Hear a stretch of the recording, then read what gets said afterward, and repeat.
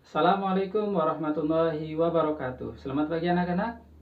Apa kabar semuanya? Semoga semuanya dalam keadaan sehat walafiat. Mungkin ada beberapa dari kalian atau mungkin semuanya ada yang bertanya, mengapa sih kita belum boleh berangkat ke sekolah? Sebenarnya boleh, hanya saja karena pada saat ini dalam kondisi wabah seperti ini yang sedang melanda dunia kita, maka kita harus mengantisipasinya supaya kita tidak terserang oleh wabah ini. Maka dari itu Pak Guru berpesan dengan anak-anak supaya kita tetap semangat dalam menuntut ilmu walaupun kita belum bisa untuk tatap muka. Pak Guru, Bapak Ibu Guru, semuanya yang ada di sekolah ini juga merindukan kalian semuanya.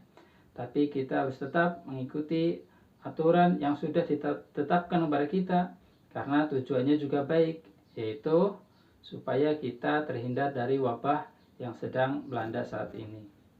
Oke anak-anak, selanjutnya kita akan mempelajari tentang makanan haram.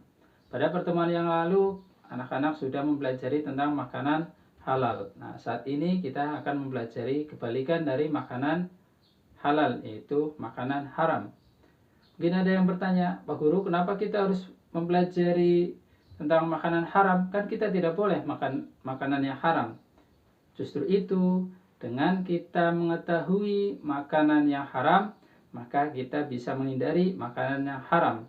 Jangan sampai kita tidak tahu ternyata ada makanan yang di depan kita haram, tapi karena kita tidak tahu akhirnya kita memakannya. Nah, supaya tidak terjadi hal demikian, maka kita harus mengetahui makanan yang haram. Oleh karena itu, kita kali ini akan mempelajari tentang pengertian makanan haram dan macam-macam makanan haram. Perhatikan penjelasan Pak Guru dengan baik. Anak-anak, Allah SWT memerintahkan kepada kita umat manusia untuk mengkonsumsi makanan yang baik, yang halal. Sebaliknya, kita dilarang untuk mengkonsumsi makanan yang haram. Apa itu makanan yang haram? Makanan haram adalah makanan yang dilarang oleh Allah SWT untuk dikonsumsi manusia menurut syariat Islam. Sebagaimana firman Allah Subhanahu wa taala di dalam surat Al-A'raf ayat 157, "Wa yuhillu lahumut thayyibat wa yuharrimu 'alaihimul khaba'ith." Dan dihalalkan bagimu segala yang baik dan diharamkan bagimu segala yang buruk. Makanan haram secara garis besar dibagi menjadi dua macam. Yang pertama, haram aini, yang kedua, haram sababi. Yang pertama adalah haram aini. Apa itu haram aini? Haram aini adalah makanan yang haram karena zat itu sendiri. Contohnya daging babi. Daging babi ini dagingnya saja sudah haram. Mau diapakan, mau dimasak, mau disate, mau diapakan haram. Jadi kalau dimakan haram. Nah, ini disebut dengan haram aini. Haram karena zatnya itu sendiri. Yang kedua adalah haram sababi. Apa itu haram sababi? Makanan yang sebelumnya halal karena sebab tertentu bisa menjadi haram. Nah, ini disebut dengan haram sababi. Contohnya apa? Contohnya daging sapi. Nah, daging sapi asalnya halal. Kalau dimasak, dibikin sop atau disate, dikonsumsi halal. Tetapi karena sebab tertentu, contohnya karena sebab daging sapi ini dicampur dengan daging babi, maka ketika dimasak, masakan ini menjadi haram. Daging sapi yang tadinya halal ikut menjadi haram. Atau daging sapi disate menggunakan bumbu minyak babi, nah maka daging sapi ini juga bisa menjadi haram. Nah, maka haram ini disebut dengan haram sababi. Haram ini berdasarkan sifatnya dibagi lagi menjadi tiga, yaitu berupa hewani, berupa nabati, dan benda yang berasal dari perut bumi. Berupa hewani yaitu makanan yang haram berasal dari hewan yang diharamkan. Contohnya daging babi, daging anjing, daging buaya, ulat, darah, nanah, dan sebagainya. Kemudian berupa nabati, yaitu makanan haram berasal dari tumbuhan, contohnya ganja, kecubung, dan lain sebagainya, atau tumbuhan yang beracun. Nah, itu maka tidak boleh untuk dikonsumsi. Kenapa tidak boleh dikonsumsi? Karena membahayakan bagi manusia. Membahayakan bagi kesehatan kita. Yang ketiga, berupa benda yang berasal dari perut bumi, contohnya tambang, emas, perak, batu bara. Nah, itu juga tidak bisa untuk dikonsumsi. Ketika kalau dikonsumsi pasti berbahaya. Haram yang kedua adalah haram sababi, yaitu makanan yang dahulunya halal berubah menjadi haram karena sebab-sebab tertentu.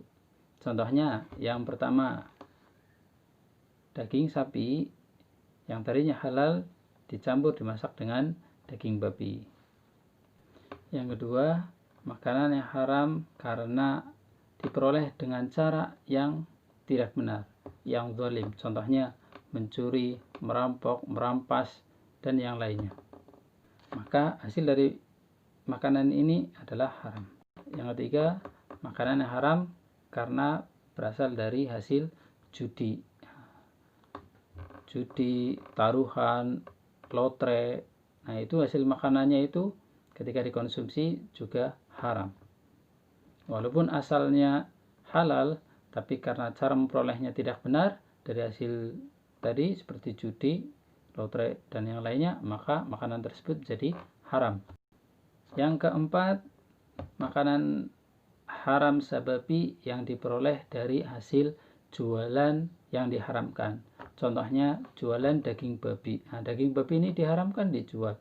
Hasilnya untuk beli roti, maka roti ini menjadi haram dikonsumsi. Atau uangnya untuk beli nasi, maka nasinya juga menjadi haram. Nah, makanan yang diperoleh dari hasil jualan yang haram, maka makanan tersebut menjadi haram juga.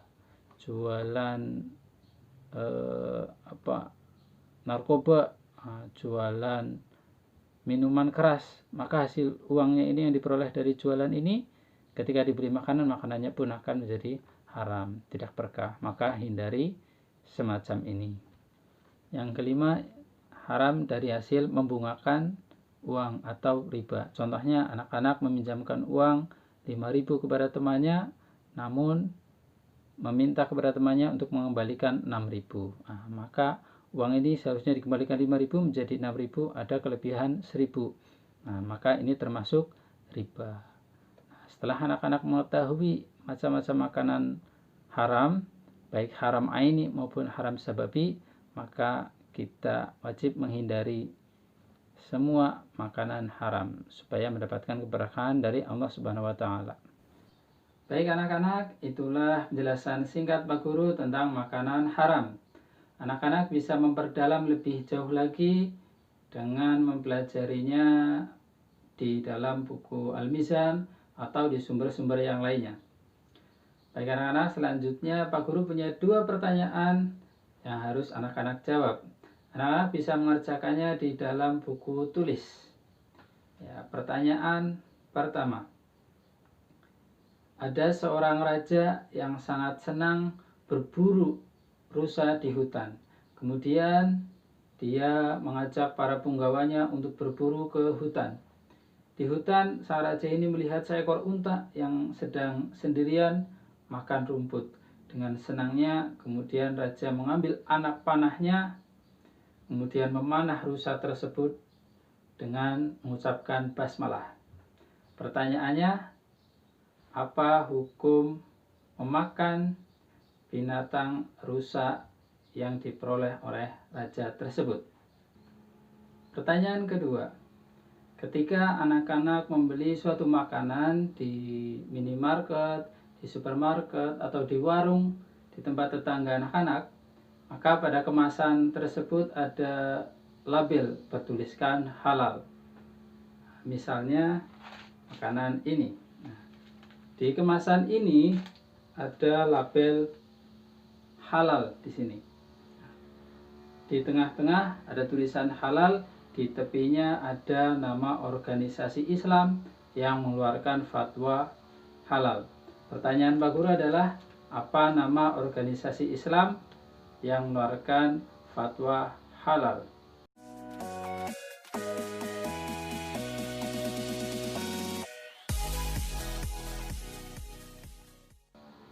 Bagaimana anak-anak? Apakah sudah mengerjakan 2 pertanyaan dari Pak Guru? Jika sudah, mari kita koreksi bersama. Untuk pertanyaan pertama, apa hukum memakan makanan rusa yang diburu oleh raja dengan menyebutkan basmalah sebelum memanah binatang buruan rusa tersebut?